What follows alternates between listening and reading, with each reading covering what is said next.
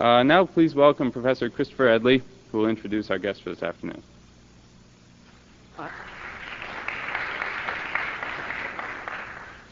I haven't done anything. Known to his friends as Fritz, Senator Hollings is not an easy politician to label. When asked by reporters whether he considers himself a liberal or a conservative, Hollings borrows a line from the late Adlai Stevenson: "It's not important whether I'm a liberal or a conservative. What matters is whether I'm headed in the right direction." Hollings was born January 1st, 1922 in Charleston, South Carolina. He saw the family business, a company which produced brown paper bags for grocery stores, go belly up during the Great Depression, and worked to help his family through difficult times. He attended the Citadel, a military college located in Charleston, and upon graduation in 1942, joined the Army, where he served in North Africa and Europe during World War II. Decorated with 7 campaign stars and discharged as captain, Hollings entered the University of South Carolina Law School in 1945 and graduated 2 years later. Hollings served in the South Carolina House of Representatives from 1949 through 1954. From 1951 through 1954, he served as the legislature's Speaker pro tem. In 1954, he was elected as one of South Carolina's youngest lieutenant governors, and in 1958, he was elected one of the state's youngest governors. Since 1966, Fritz Hollings has served in the United States Senate, where he currently serves on the Commerce Committee as its ranking Democrat, the Budget Committee, where he is that panel's senior member, and the Appropriations Committee. As governor, Fritz Hollings endorsed John F. Kennedy for president, one of the first Southerners to do so. And at a time when other Southerners were standing in the doorways, Hollings took the responsibility for orderly integration of South Carolina's colleges. He also started a technical education system, providing job training for the jobless and catapulting the state into the age of technology. He also provided the first massive infusion of state funds for public education to attract better qualified teachers and administrators. Educators' pay rose 38% during Hollings' 4 years as governor. As a United States Senator, Fritz Hollings authored the Coastal Zone Management Act to protect coastal waters and tidelands. He also sponsored greater protections for wilderness lands, including the Alaska Lands Bill. In 1975, he was named the National Wildlife Federation's Legislator of the Year. Hollings authored the Automobile Fuel Economy Act, putting the mile gallon stickers on new cars and requiring Detroit to build more fuel-efficient cars. And he awakened the conscience of the nation by conducting hunger tours of the rural South in the late 1960s and writing a book, The Case Against Hunger. Finally, he is a leading advocate for a strong national defense. Though he favors beefing up our conventional forces and preserving our technological edge, he has called for mutual arms reductions, a mission-related defense budget, and discontinuing both the B-1 bomber and the MX missile program. It is a pleasure to introduce to you the Honorable Ernest Fritz Hollings. You did your homework.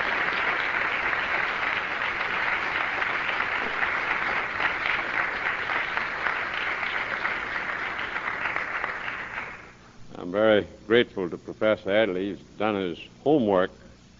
I never heard so much about myself. I am grateful, President Atwood, and you here at the Law Forum, for an opportunity to appear before you. When you even go so far as to say I endorsed President Kennedy, I go back to the days.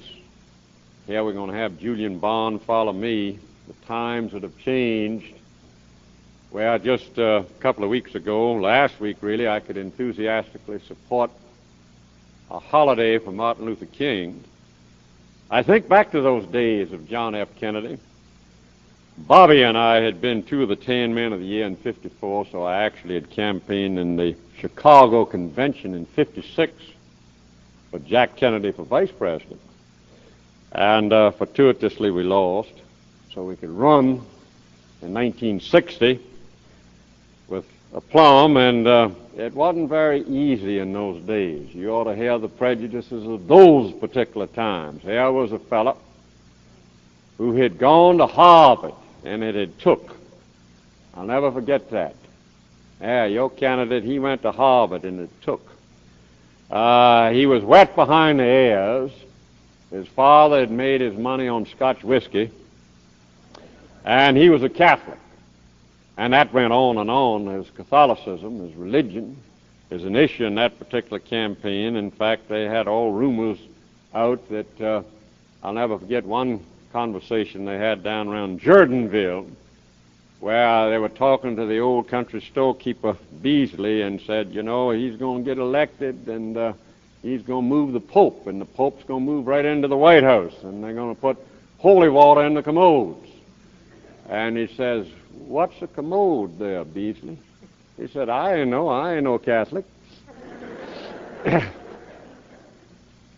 speak on the economy, or economics, as a Democrat, makes me think of the young man who went to the psychiatrist for an inferiority complex, and you know how those psychiatrists are. You come back and get that weekly treatment, and he'd been doing this for almost a year.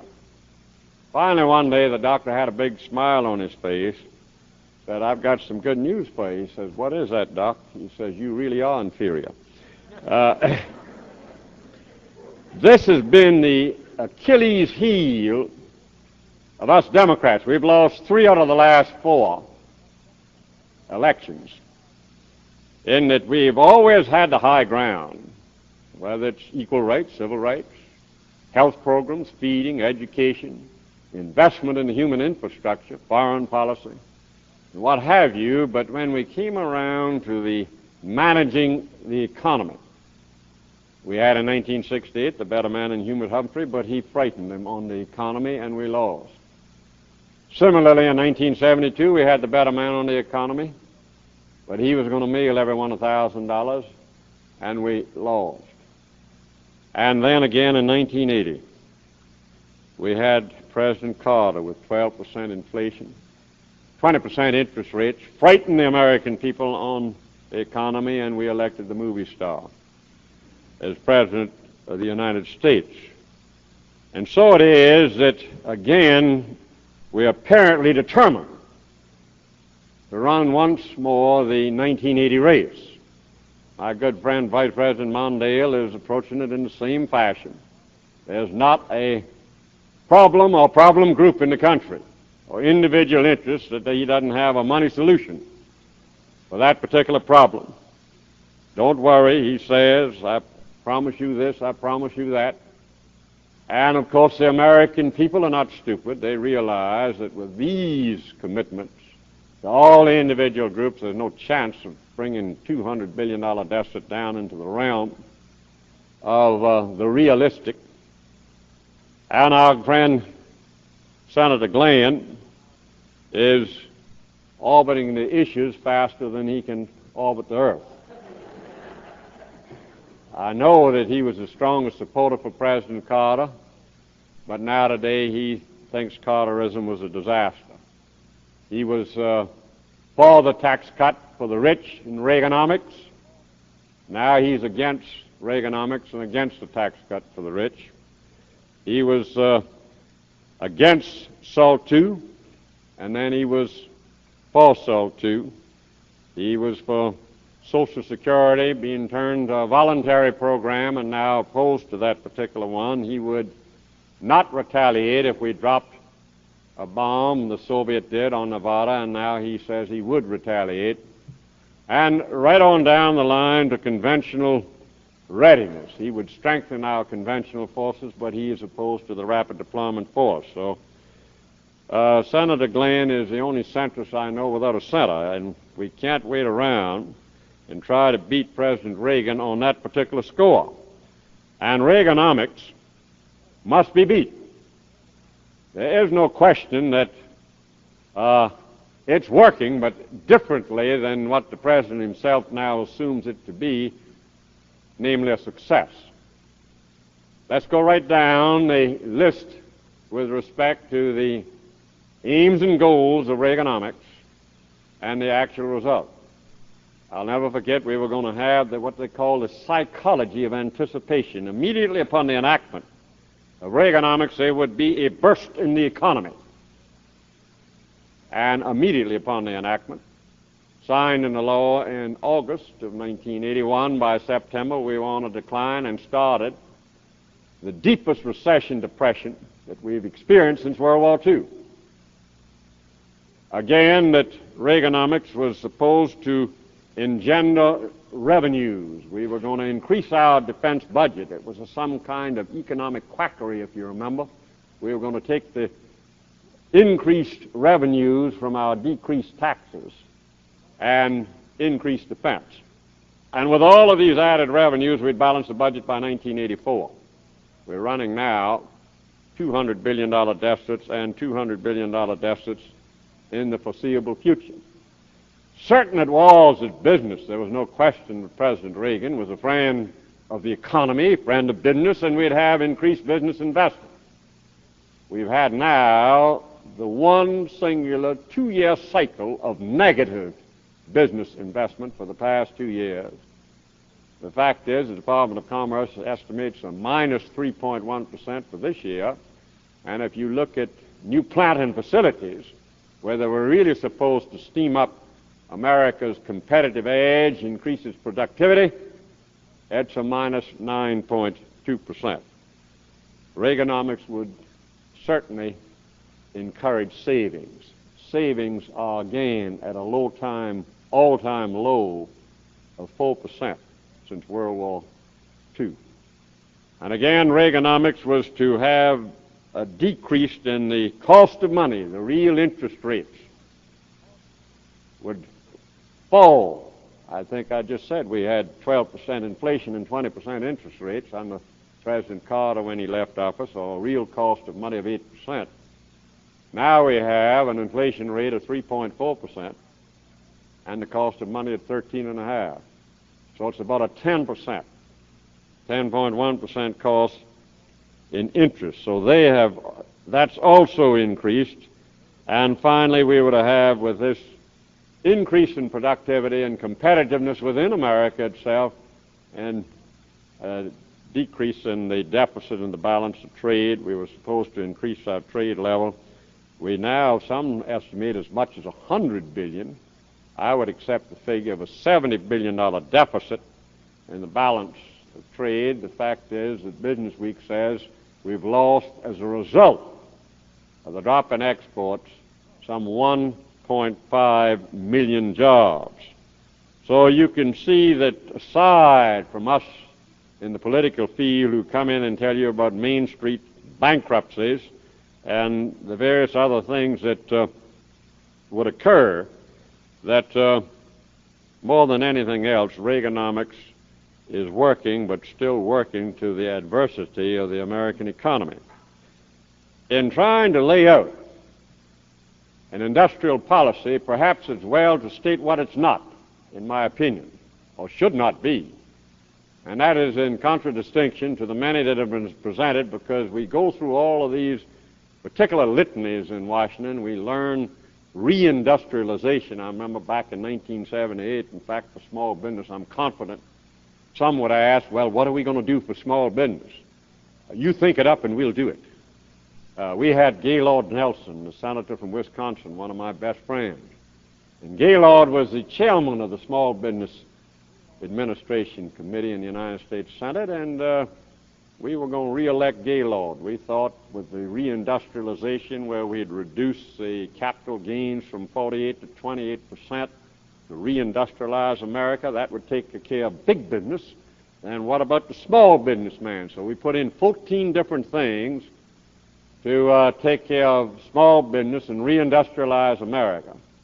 Well, Gaylord didn't get reelected, and we not reindustrialized. So this is not anything new here 5 years later. And what it is not a money program. It doesn't involve money, my particular industrial policy. Everyone came running at the time, a couple of years ago, when the think tank boys and all were writing about industrial policy and getting business and labor and government around the table and what have you. All the different books and treatises all had some kind of money source. And let me go right to that particular one so you'll understand it. In Stanford, Connecticut, around the table with the high-tech industries, I've also been chairman of the communications subcommittee. And I went up on the end of last year with my high-tech talk. And I started right in on high-tech, and they said, Senator Coolidge, you had the head of GE and General Telephone and Electronics and Singer and Moore McCormick, Bangapuna. You had them all around the table there, and they said, Senator Coolidge, high-tech has all the money it needs. You see, they said they were very borrowed. What had really occurred is last summer all of these Latin American loans as well as third world loans went up, ended just about. And the banks stopped immediately cutting off, and they immediately had a tremendous amount of money. So now there's no shortage of capital out there, and America's industry, high-tech and otherwise, low-tech, basic industry, what have you, is ready, willing, and able to borrow that at 9 or 10%. Blue-chip corporations of America can do that, but they're very, very much afraid that by 1985, with these high deficits, we'll be back to 18%. Rather than 9 or 10, it'll be back to 18 or 20% again. And so that's quite a difference. You can make your capitalization at a 10% level and make a 25% return on it. But to try to borrow at 20%, you must receive at least 40%, and that makes it real tough, and it's easier to buy money market certificates or another company off the stock exchange. So my plan does not involve money because money is not needed. There's no need for an RFC plan, and there's no need to get off onto this high-tech business because the inferences of high-tech is like they told England when she withdrew from the colonies after World War II. She used to take the raw materials from the colonies and manufacture the finished products. And as at the end of the war they started withdrawing, they told England, now don't worry, you'll be a nation of brains rather than brawn. And instead of really producing wealth, you'll handle it. You'll be a financial center. And instead of producing products, you'll provide services, and you'll be a service economy. And this mentality tells us in Washington that don't worry, sit back, relax, we're just developing and changing around into a service economy. And of course, England continues to go to hell in an economic handbasket, and if anybody looks at it closely, that's a sort of smug attitude of let the lesser developed, the third world, take care of textiles and shoes, and we are sophisticated, and we'll take care of the high tech. And now they've learned that Atari has left Massachusetts and moved to Taiwan and Hong Kong. High tech does not mean high skills. I know better than anyone else. I'm a Southern governor. I can show you the high tech industries that I have in my state, and nor does it mean retrain America. You hear all of these money programs that we need an RFC and we need to go high tech or retrain America, retrain. Well, everybody's for upgrading their knowledge, all their skills. But the fact of the matter is there's no national need of training programs. You give me the job opportunity, I will train. I did. Minster of Ohio, I took 100 rural farm workers and in 100 days provide skilled laborers for Minster of Ohio to make robots. And if I can do that in South Carolina, you can do it anywhere. In fact, I went up at that particular time. Abe Ribicoff was governor of Connecticut. Mike DeSalle was governor of Ohio. I copied the better elements from Ohio and Connecticut, and all of our competitive states have outstanding technical skills, technical training programs. So it's no national need as some of these politicians come and state as we got to retrain America, high tech, winners and losers, like we're going to get a governmental board around the table and decide who the winners are and who the losers. That frightens anyone with common sense in America. There's no political body can decide that. The economy has been deciding that. That's the fundamental of our capitalistic society. What is it then? First, it's getting those deficits down. As that Stamford, Connecticut crowd told me around that table, they said, Senator, if you bring those deficits down, we can't expect that you balance the budget next year. That would be unrealistic. But if you can get us on a glide path, the government back into the black, Therein, then we'll know we're not getting caught out in 85 or 86 with 20% interest rates. We are lean. We are hungry. We have closed down marginal operations in this particular recession. We've fired a lot of people, and we're ready to compete, and we're ready to come back into the game. And the only thing holding us back is your fiscal policy there in Washington with these interminable $200 billion deficits. So the first order of business is to bring the deficit down, and as a person of 30 years' experience on every budget level, from the local to the state to the national level, I can tell you categorically that can only be done through a shared sacrifice where everything gives. I go to these meetings and they constantly say, well, we ought to cut a little on defense. No, we got to increase it. No, we got to do it on social programs. And it's like a dog chasing his tail and run around and everybody say, well, that was a good meeting, and get out and nothing happened. We're veritably worn out and understand better than any. Say, as a governor, I couldn't print dollars in the capital city of Columbia, South Carolina. There wasn't any elbow room or volition or wise way to do it. It was the only way to do it was to take this year's budget and write it into law for next year. If you did that with the federal budget, this particular year's budget, 1983, and put it into law for 1984, you'd pick up $100 billion.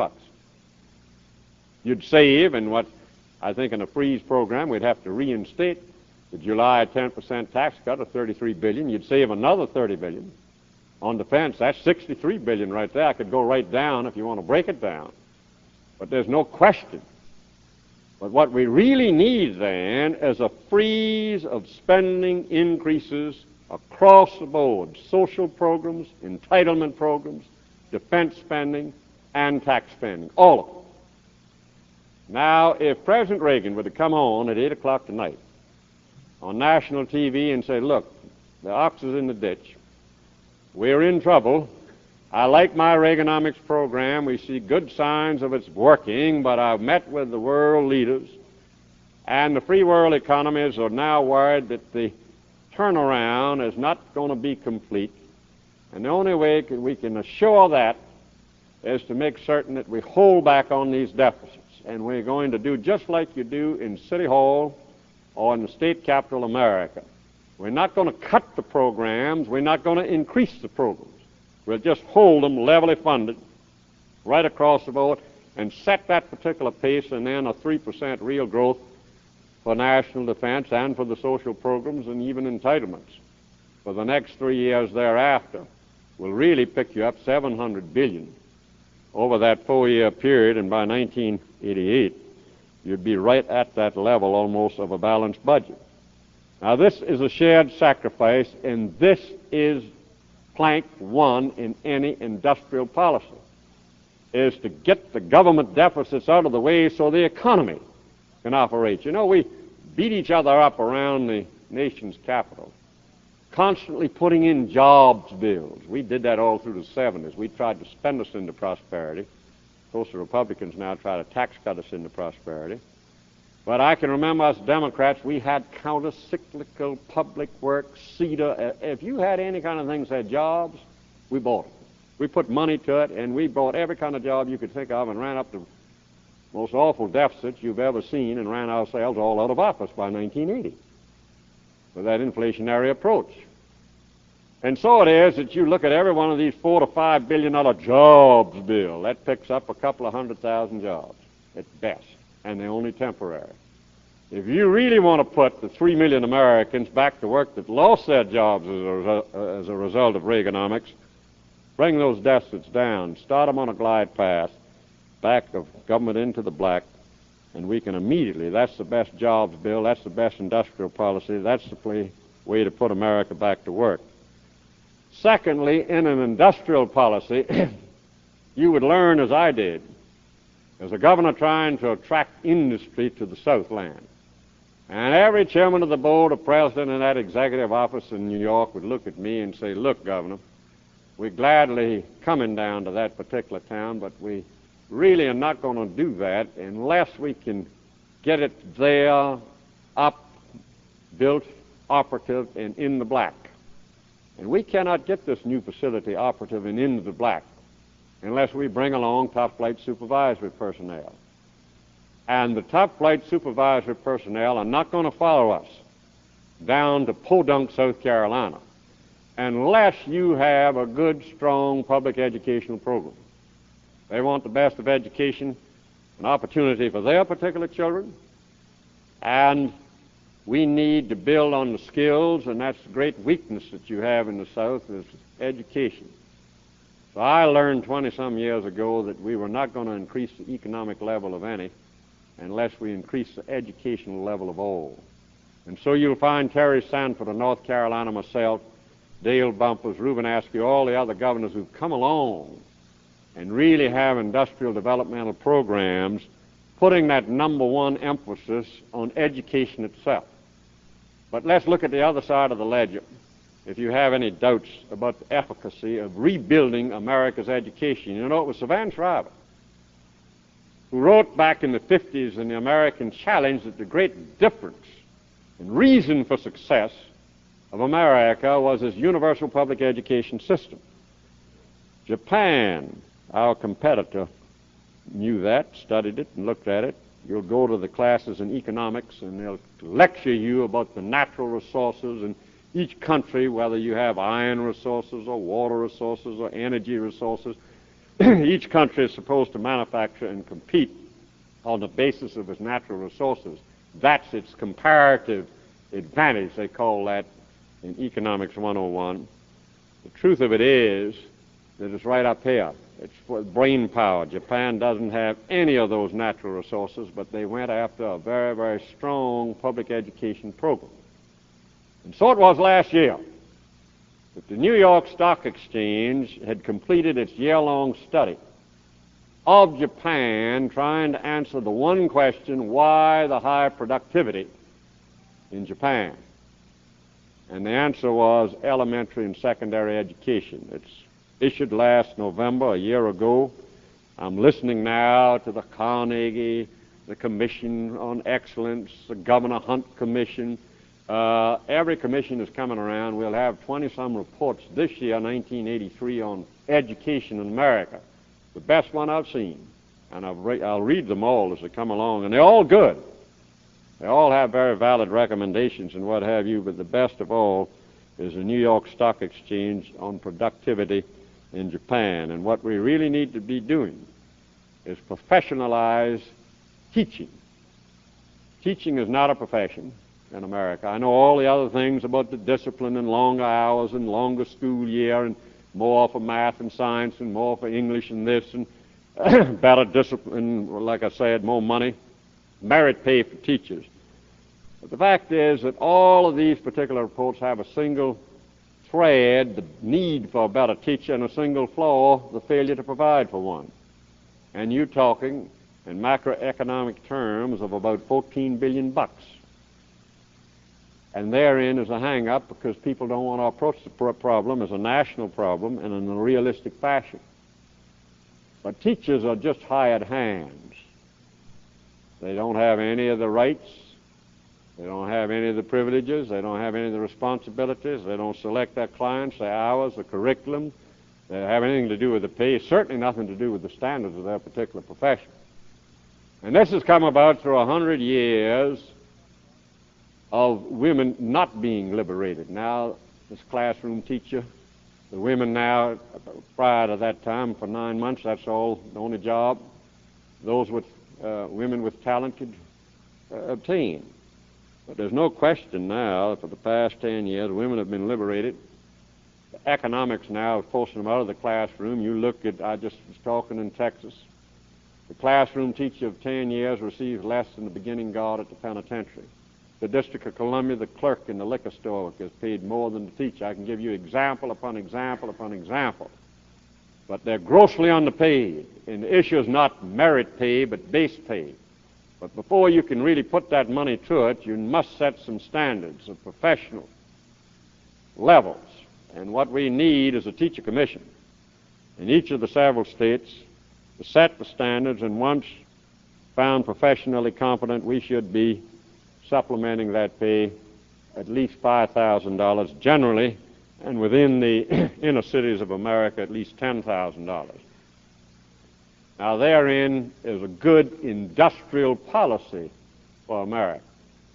The third thing in the way of competition and industrial policy is to confront the realities of foreign trade. And this is you'll be arguing this one the rest of your lives, because there's a sort of mentality about protectionism. I don't know why it's taken on a pejorative sense. We have the Army to protect us from the enemies without, the FBI to protect us from the enemies within. We have the unemployment compensation from the loss of a job, Social Security to protect you from the ravages of old age, the air we breathe, the water we drink, environmental standards and laws to protect us. But when it comes to international trade, somehow, ooh, that's protectionism, and then everybody's mentality goes down smoot-hawley and a bunch of sorry history that they don't understand and appreciate. And we're up in the grandstand caterwauling free trade and protectionism, and everyone else is engaged in a trade war. We have the most magnificent, dynamic trade war going on you've ever seen. Every weapon is being used. And I'm putting it in this sort of sense of the extreme so it'll get fixed in your mind. And I'm not anti-Japanese. I've got Akio Morita and Sony, who's now locating in Columbia, South Carolina. I have 13 other Japanese plants, and we're not sending them to Japan to learn how to sing company songs. We have the most productive workers in all of America. Don't let them sell you that nonsense. We can outproduce any Japanese worker at any particular time in your and my country. But the fact is that the Japanese and West Europeans took the Marshall Plan and they learned from us how to produce and then went one step further. They injected their governments as an element of the international competition. And so you'll find that there's the government full employment policy that dumps steel at less than cost from the United Kingdom. Don't tell me about a modern steel plant. I'll take you.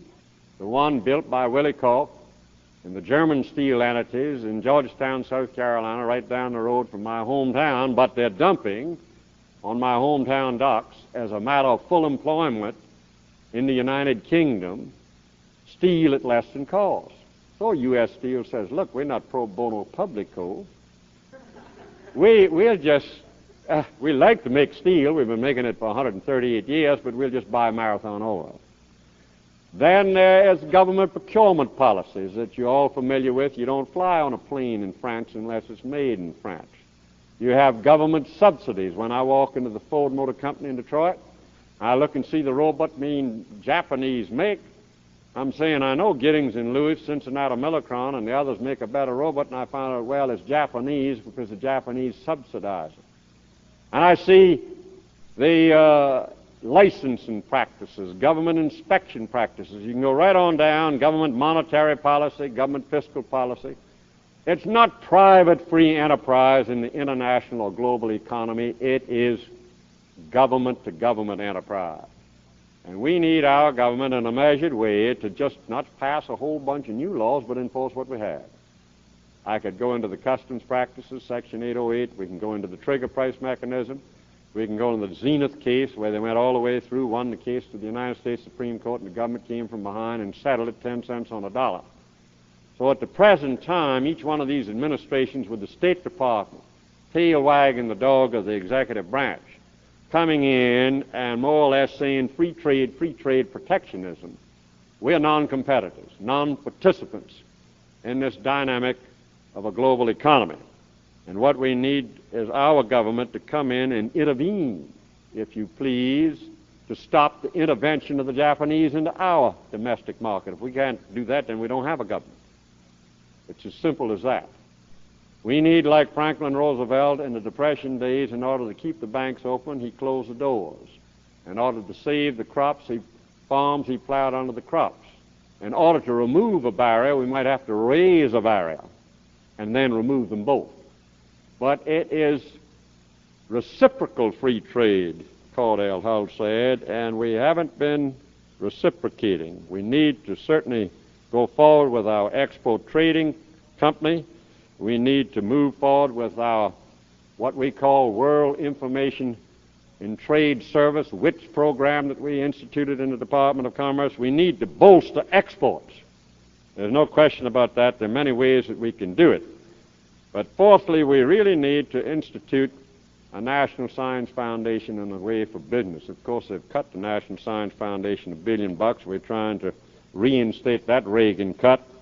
But more than anything else, if you talk to a gentleman, Phil Pletznick, who was the Secretary of Commerce, he was beginning, and we were moving together to put in to the Department of Commerce an applied research section, taking the billions and billions and billions of dollars of federal defense research endeavor and take it and turn it over to private industry. There's no entity in our government. We have over 600 laboratories, bureau standards and otherwise, working all the way around the world, but we have no real feed-in to the private business sector, somewhat like we developed synthetic rubber during World War II and then turned it over to private industry.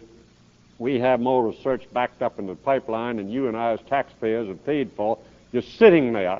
And the Japanese come along, and finally, like the robot, which is a U.S. Research development, they come along and develop it. We need to change some of our laws with respect to antitrust to allow competition in the international economy, the Glass-Steagall Act. But more than anything else, finally, I want to try to answer your question and save time there, is to change the attitude of the government itself with respect to business, and somehow not a government plan, but the attitude towards government, to business and labor itself, to eliminate the adversary relationship that is too expensive for us in this modern-day world in which we live. And this depends on the particular individual and leader and how he handles it. I know as a former governor, I was working with labor and business, community leaders, educational leaders. I never had a law. I didn't have a board. We did have a development board. We had technical training. We had a business development corporation for the financing and things of that kind. But it's just the attitude and approach, specifically in the matter of foreign trade with our State Department. I would never want an ambassador who would not be willing to work with the American business community in trying to develop their overseas products and markets. And that has not been done at any particular time. I can give you numerous examples, but time doesn't permit. What really needs to be done is realize that the question is not, are you better off than what you were 4 years ago, but are we as a nation better off? The distinction is very important. Too often we've been appealing to the individual interests at the expense of the common good, overlooking, if you please, the true strength of America. And that's the strength of our unity of purpose. This is what we really need, is someone to reach out and give us that sense of purpose again. And I would hope under that new leadership that we could work together, that we could compete together, and that we could redeem once again the promise of America with an industrial policy that didn't call for a lot of money, not really a lot of new ideas. I love new ideas. That's the learning process serving in the National Congress. It's the best I know. But what we really need is some rededication to old ideals of paying our bills and doing what government can do best. And that is strengthen the economy, educate our youth, and use the government to level that playing field of international competition so that our industry can have a fair chance for free trade. Thank you very much, and I appreciate your attention. Be glad to try to answer any questions that you have.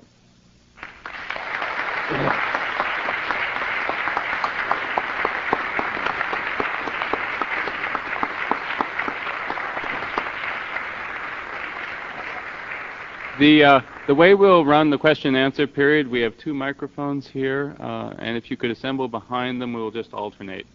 Thank you. We got a good half hour. Okay.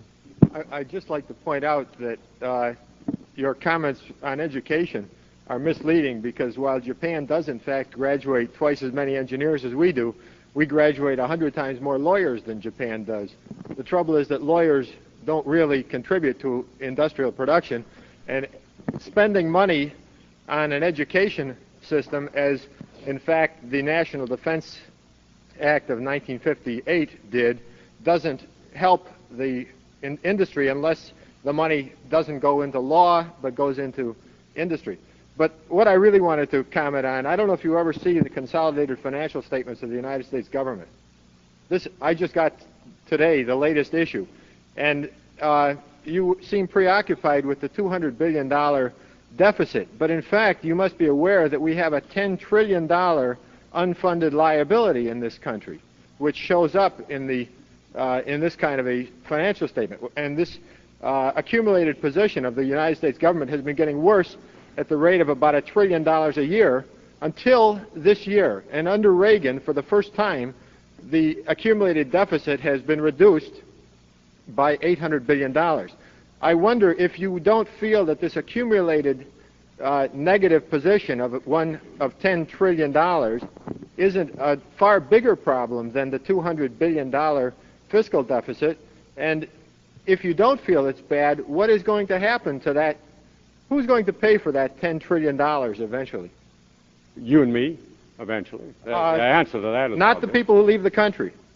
You mean that we are going to be stuck and people who manage to profit and escape accountability are going to benefit? Don't you think we're going to have a lot of people leaving the country to evade their responsibility? Well, historically that happens. Good riddance to them. Let them go.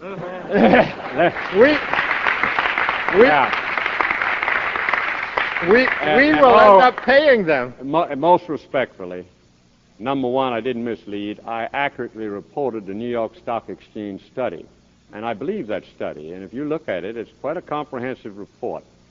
And yes, we do have far more lawyers, but they didn't get into how many lawyers we had.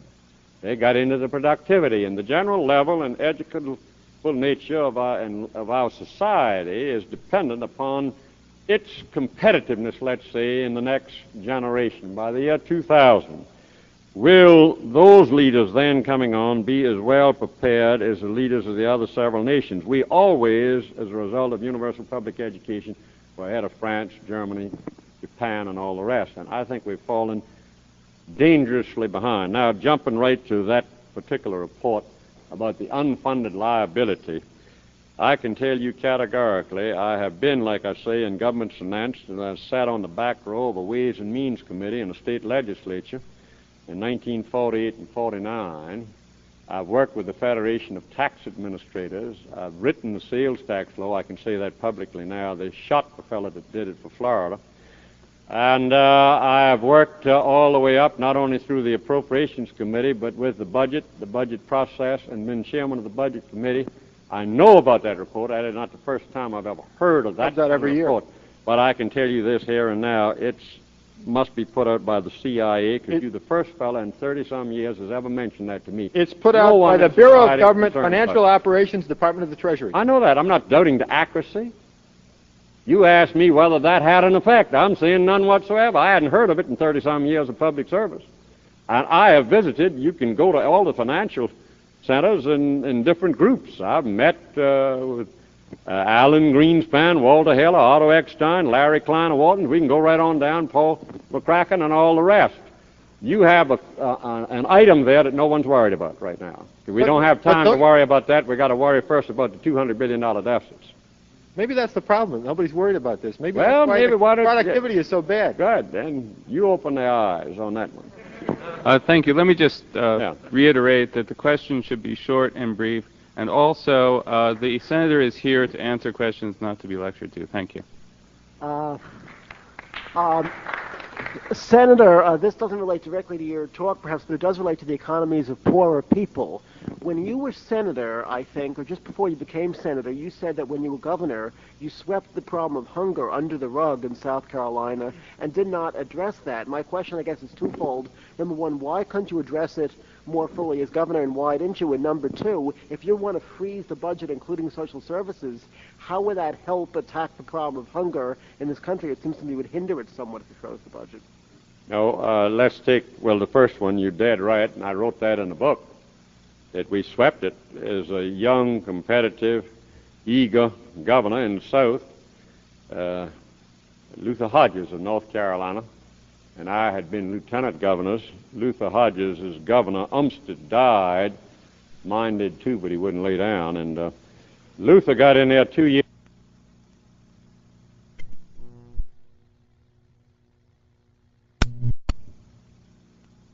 Experience and will travel, and I was headed north, and I was looking for industrial and job opportunity, and did not direct the attention of our state government and the governor's office to the problem of hunger. And later we learned of the extensive nature and how it impacted upon the productivity and the ability of the citizens to prepare themselves to work in the factories, produce, and be useful citizens. Now, with respect to a freeze, you must understand the particular forum in which we're in. This is a Reagan forum. Too many of my Democratic friends still think they're in office and they're in control. We, each year, are facing the onslaught of spending cuts for women's, infants, and children's feeding, for lunchroom programs, for student loans, and all the rest of those particular investments in the human infrastructure. When I freeze, I've saved myself from a cut. The community action groups, those supporting women's, infants, and children's feeding, and all the other particular Head Start programs heartily support me in Washington on my freeze because they know they won't be cut. Now, let's start there with that freeze. I can show you how we make money on these social programs. And I could go into the feeding programs, but I don't want to be too long in my answer. I'm trying to be as direct as I can. But don't worry about a freeze of social programs hurting the social programs under the Reagan administration and proposals for some $35 billion in cuts. We are saving legal services. I can go right on down the litany to several billions and billions of dollars and saving those social programs. When we do freeze, what we really get at is the inordinate increases in defense and tax cuts, tax spending. Well, why, as governor, couldn't you address the problem more directly of hunger during your years as governor? I didn't do it. I told you what I paid attention to. I couldn't have been a very negligent governor. I was overwhelmingly elected senator and been elected senator 4 times. In fact, all the other governors were around and never did anything about it. But I did when I learned of it and understood it. And in fact, in order to sell it to the Rotary Club and the Chamber of Commerce, that's why I got into writing a book about it, working with the various experts in feeding. Let me go into it so you'll understand, because my friend doesn't seem to be satisfied when you talk about cuts and investments in the human infrastructure. You've got 13 billion brain cells, and I have 13 billion brain cells. And 10 of the 13 billion are developed the first 5 months in the mother's womb, and there's as much as 20% less cellular development due to a lack of protein. The synthesis of the nerve cells, like taking a TV set off the rostrum, dropping it on the floor, putting it back up there, switching it on, the thousands of wires of circuitry don't come together. Herein, the billions of nerve cells don't join. The infant comes into this world, is not educable, cannot concentrate. It's taken, put into the first grade. Then there's a social promotion into the second grade, too big, distraught, disoriented. Before long, it's back down into the ghetto, and then into mischief, and then into crime. And I learned long ago now that it's cheaper to feed that child than it is to jail that man, because as a governor, I paid to run penitentiaries, $50 a day per inmate. And when our friend Stockman comes, and he's going to save money, this WIC program now is going up from $120 million to almost $1 billion. We're going to cut it $500 million. He's not saving $500 million. He's actually increasing other attendant governmental costs and rehabilitation, health care, and what have you, some $5 billion. And these are the things that we must learn in government. The fact that I learned it late is to be regretted, but the fact that I learned it at all is I'm thankful for. Yes. Okay. It seems to me that by advocating a budget freeze, that you're taking, even by your own admission, a very defensive position. And it seems to me that that's also from the perspective of a legislator in the minority party of the Senate and not necessarily an agenda-setting president. And I agree with you that it's very important not to have our social programs cut, By advocating a freeze, what you are in effect doing is ratifying President Reagan's ideas about what is a proper level of spending for these various programs, which you may disagree with philosophically. And secondly, along with this, is if you advocate increasing education spending, or more specifically, instituting a higher pay for teachers, how can you do that without cutting defense or whatever? In other words, the two ideas seem very inconsistent, with freezing the general budget and then raising the expenditure for the other. Let me take the first allusion to a minority recommendation. The truth is that's a minority and a majority recommendation. Last year, we were able, for the first time in the record books, to have Ronald Reagan and Speaker Tip O'Neill agree. Howard Baker had come to me and he says, we just must stop somewhere. And unless we take a proposal of yours and generally work it out, he wasn't committed to just that particular proposal, but he said, if you will submit it, I'll be on the Senate floor, commend it to the attention of everyone. Bob Dole will be there. You can have others from the Budget Committee, which I did. And that was all arranged, and to our surprise and interest, President Reagan appeared in Indianapolis the night before, and he then had gotten really confident about his program. He said, if you don't like my particular program, let's have an alternative, put up or shut up. So the next morning when I put up my program, Ronald Reagan and Tip O'Neill both said, shut up. They agreed on me. Those who wanted more spending for this and those who wanted more spending for that, either social or defense. There is a tremendous bipartisan feel, and I had a bipartisan vote on it again this year. And it's beginning to develop. As a minority or as a Democrat, number one, the budgets that have passed the Congress have been by a Democratic Congress. There's no budget on any particular program, education or otherwise, that has not gotten through at the level of the overwhelmingly Democratic House of Representatives. So you assuming that Ronald Reagan had all his programs. He's wanted far more cuts. And we've held student loans and various other things. So number one, we're not taking the Reagan program and putting it into law. We're taking the one we passed last December, which an overwhelming number of Democrats voted for and almost force-fed. It was almost Christmas time. Ronald Reagan had threatened to veto it about 5 times. That was the only way to keep the government going under continuing resolution. Now, with respect to, where do you get the money? Very easy. If you look at the defense budget, and I would immediately freeze defense, I've picked up 30 to 40 billion bucks. Specifically with an MX, that costs you $30 billion over a period of several years, and the B1, $40 billion. I can easily pick up that $70 billion with a freeze and reallocate that from defense over into public education. I've never tried to mislead the teachers of America politically saying, I'm going to freeze my budget and I'll also go give you extra money. I've said if they didn't ever want to go along, they've been underpaid for 100 years, they can be underpaid for another 101 years, and they'll survive. But the truth is that if we're willing to spend $30 billion for an MX and $40 billion for a B1, I think the school children of America are worth at least one weapon system. And I'd reallocate those billions over into education, just one half of one of those particular programs, and within the freeze and within the budget. Yes, sir. Senator, I think the proposition that current levels of federal deficits have to be brought under control has received widespread support among professional economists, politicians, and world leaders outside Washington, perhaps.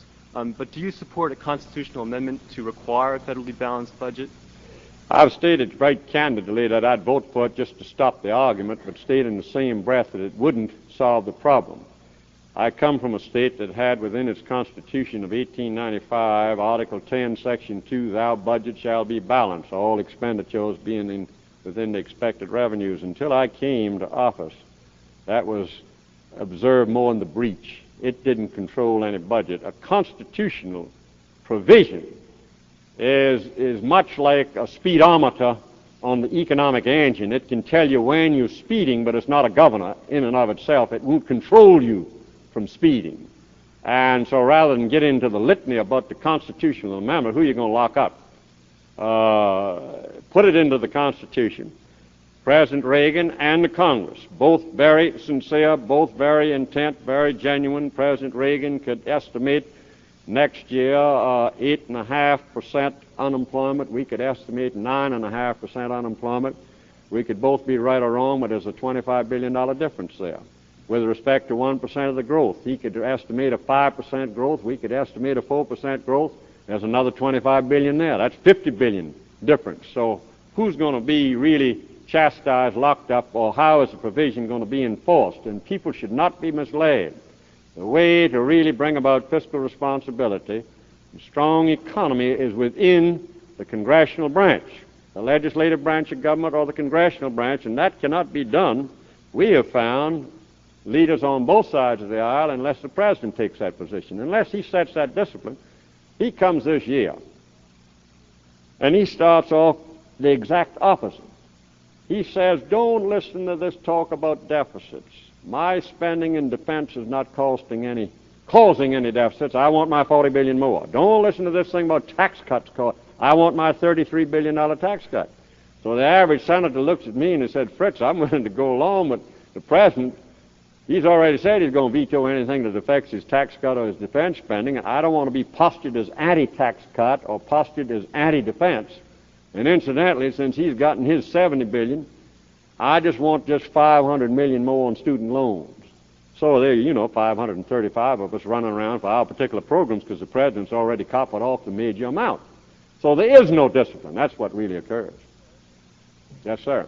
If I remember right, during the Senate debate and the amendment to permit prayer in schools, when Senator Metzenbaum got up to speak, you said something like, here comes the senator from B'nai B'rith. And I was wondering how you would reconcile that comment with your earlier comments today about the need for national unity. Well, that didn't bring any disunity. You ought to see Howard and me yesterday. We had lunch together. Right to that particular point, we were debating prayer in schools. Senator Danforth, who is an Episcopal priest as well as a former state attorney general, was cross-examining in a way on the floor of the Senate the senator from North Carolina. The senator from North Carolina had been referred to as the Baptist senator. The senator from Missouri, Senator Danforth, as the Episcopal senator. I had been referred to as the Lutheran senator. We were trying to inject levity into something that could get tense. And my friend Howard Metzenbaum asked if I'd yield, and I said, I'll yield to now the senator from B'nai B'rith. He took offense, and I apologize. It was a mistake, but that's what we intended to do, and in the vein in which it was done. It wasn't a flip or nasty or smart-aleck remark. It was intentional. I could have referred to him differently, and I think it may have offended him. I don't know, but that's my particular feel of it. He felt otherwise, and I apologize to him. But that didn't get any national disunity. I mean, what the heck? Don't live in a glass house, son. You've got a long way to go in this life. I can tell you right now, you'll hear a lot more insults and talks. These are not insults. These are misunderstandings come into too tenuous a society. People are all uptight about their feel on different things. Well, pursuing that, then, what did you feel about Secretary Watt's remarks, and what is the difference? I thought they were out of order, but I thought it was a really poor reflection on values that we have in Washington. There was Secretary Watt. He could desecrate the interior for 3 years and nothing set, but he desecrated the president's politics. Brother, he was gone. He was gone.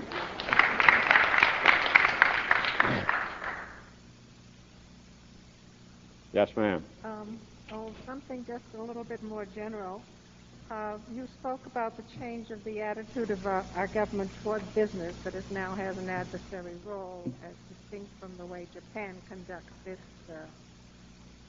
share of helping business. And I was wondering, seems to me, and I don't know if you agree, that this is not only a government problem, but the people in the United States are very against big business. And perhaps the government is reflecting that, or at least our elected representatives are, and that something ought to be changed there. You feel that way? The people in general are terribly against big business. You see it in the newspapers all the time. There is a mix, and there's some justification. We saw the violations of big business in the intelligence field, trying to take over governments overseas. We've just looked at the Lockheed case over in Japan, the bribes there. And this is a whole new day. Now, you see, the world hadn't changed. We have, commendably so. When I first was elected, I've been in 17 years, you had Bobby Baker with hot and cold running government. You had the cash from the savings and loans and the velvet walls and the call girls and everything else. And you could get all the money you wanted to run for office and what have you. Well, there was a group of us that came at that time reflecting the feel out there, the fairness issue that the students brought in to the nation's capital relative to the war in Vietnam. That draft was not fair. And then we began to test, is the tax law fair? Is these environmental provisions fair? And then we brought it into government in the sunshine. And then we made a rule that every dollar I would receive as a candidate would have to be recorded, every dollar I expended. So we brought everything up to public basis. Then we got into the multinationals. And therein we found that, well, look at all the chemical waste dumps all over the country. No one paid any attention to it. And certainly the industries around, the people lived in these things and didn't think it would, knew it wasn't right, but it wasn't hurting them as far as they know. Now we got love canals all over the blooming place. And it's a good move, but I find that generally speaking, our government and the administration of these various statutes, particularly with respect to international trade, was the point I was on, could be far more understanding and far more helpful. I'll give you one good example as a specific.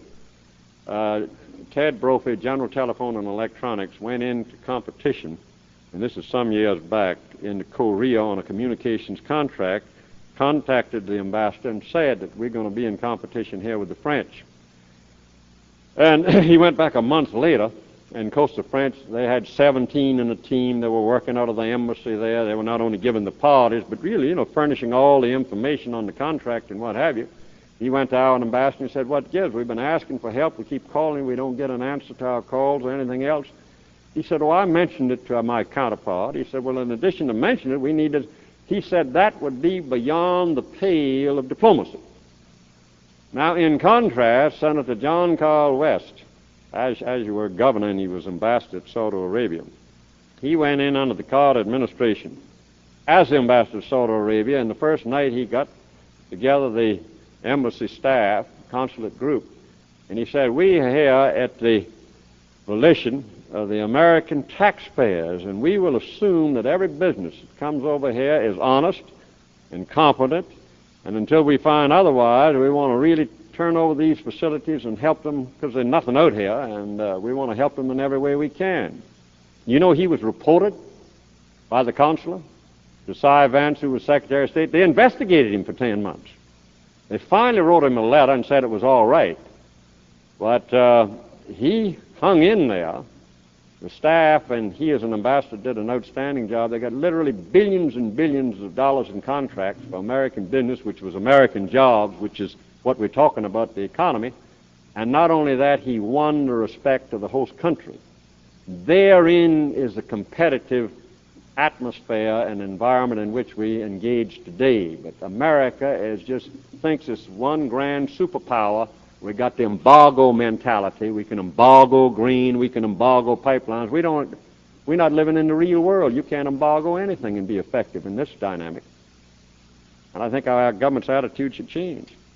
Yeah. Well, I wondered whether something should be done about changing people's attitudes. Well, let me just work on the government, and you work on the people out here.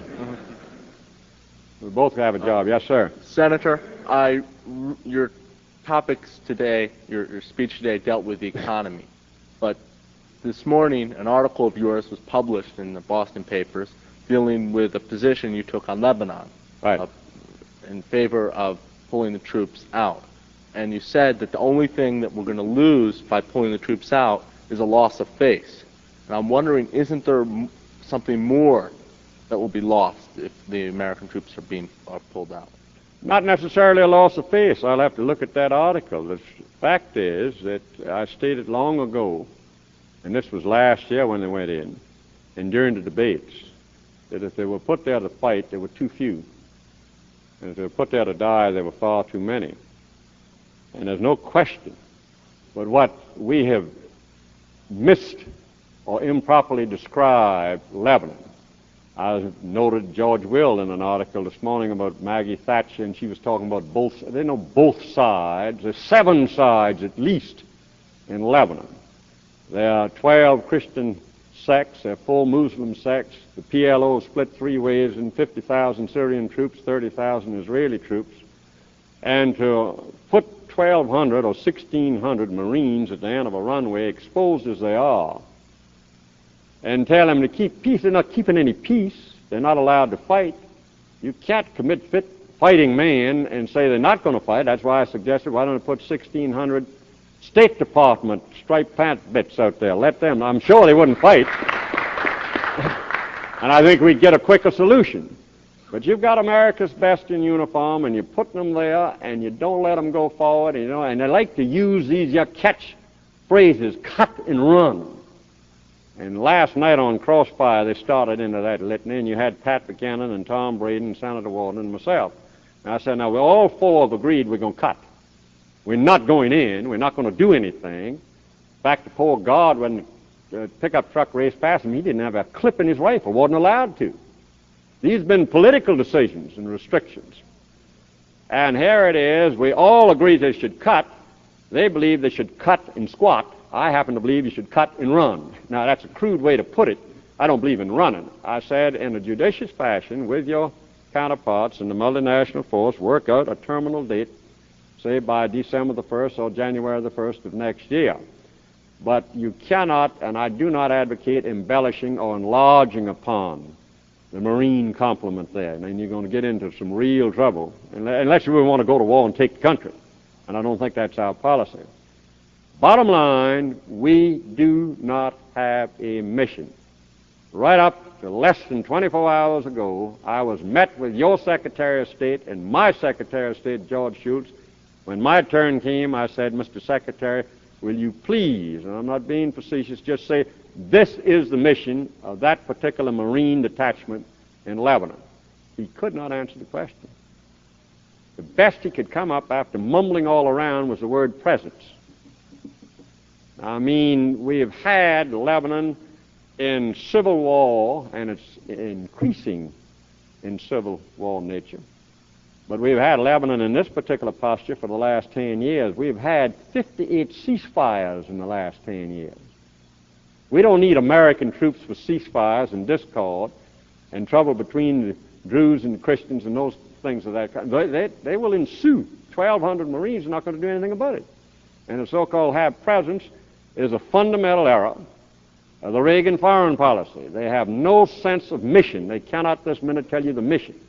They have no sense of history. Anybody looking historically at this land would know you wouldn't be wandering around with gunboat diplomacy. They have an immediate reaction towards just that, the military or gunboat diplomacy, whether it be in Lebanon or down here in the Caribbean, with respect to Nicaragua and El Salvador. And I think we're getting into dangerous circumstances, in my opinion, by just having a commitment made by Judge Clark and that National Security Group, and then when we come up and say, now wait a minute, under the War Powers Resolution, Mr. President, just tell us in the Congress what is the mission and what would you consider to be success when it would have been accomplished, so that then they can withdraw. Just give us not any dates and times or number of hours, but generally speaking, this is generally the mission, and when that has been accomplished, then they can withdraw. And they haven't done that. And they've instead engaged in all kind of chicanery, saying we weren't in hostilities. Now, by gosh, they've got over 200 killed and not in hostilities.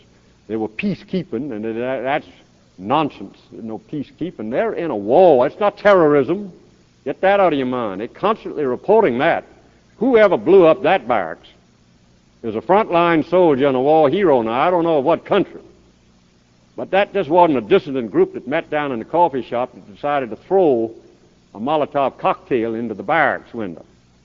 That thing was backed up by the best of intelligence, the right timing, right into the French, right into ours. They knew exactly when to hit, the path to take, the tonnage and everything else, and there was a very brave, you can call him a scoundrel and a thug and everything else like that. I can tell you we were in war, and if we could have had a chance to blow up that many Germans at a time, we'd had plenty an hour. Fritz said, let me drive that truck. I mean, this is war. And this is a war front. We're shelling from offshore. We're bombing with French bombers. And it isn't just sitting around and we got a peaceful downtown Lebanon situation. Now let's one final word, since you've gotten on the subject, about the Marines. The political decisions are what have hampered the Marines. If you go to any Marine commanding officer and say, now look at this right here at the end of the runway, oh no, he said, I'm not going to put my man out there exposed like that. So number one, to put them there is a political decision, not a Marine decision.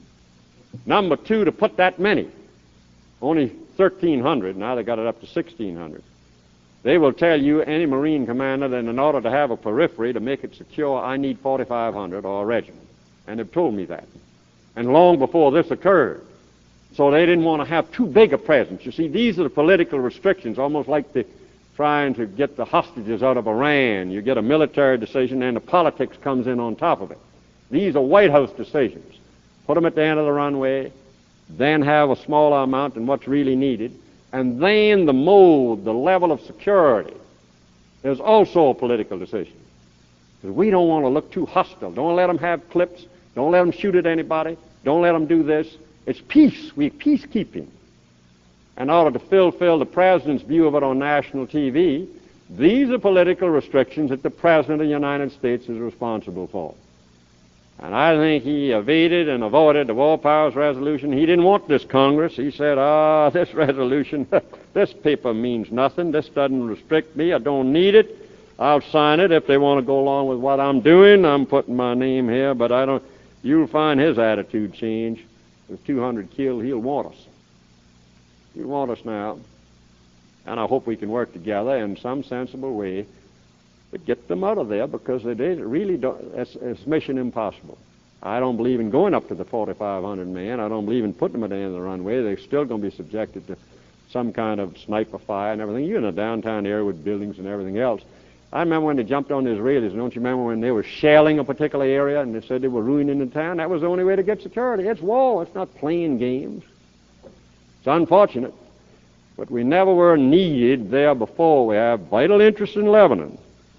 But there was one ground rule. You certainly weren't going to commit any American troops to that kind of situation.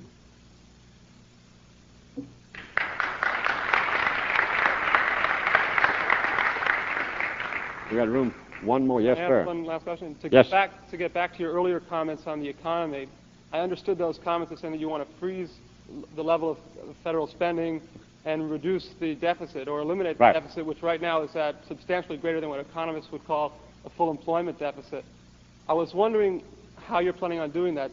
Do you have any specific proposals for tax increases or tax reform? No, I would start with the freeze first. Every time you see, let's look at it. The record shows that earlier this summer we passed a requirement that we enact some $73 billion in additional taxes. I can't find a group of over 5 senators or House members that will agree on any $73 billion package. We passed it, but Bob Dole is struggling. If you look at the weekend magazines, he's struggling like the very devil to come up with 12.